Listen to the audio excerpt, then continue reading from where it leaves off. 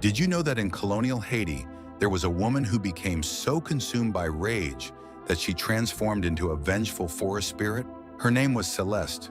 For years, she endured unspeakable cruelty from the men in her village. Beatings, humiliation, pain that carved itself into her very soul. One night, after another brutal attack, Celeste simply vanished.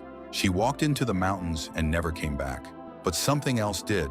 The villagers called her Man Bois, the forest mother. During every full moon, the cruelest men began disappearing. They'd venture too close to the ancient trees, drawn by what sounded like a woman's gentle singing. Days later, their bodies would be found at the base of those same trees, drained, empty, as if the forest itself had claimed their life force. The women of the village whispered that Celeste had become something beyond human, a protector, a hunter. In Haitian folklore, Man Bois represents the terrible beauty of feminine rage transformed into natural justice. Sometimes trauma doesn't just break us, sometimes it makes us legendary.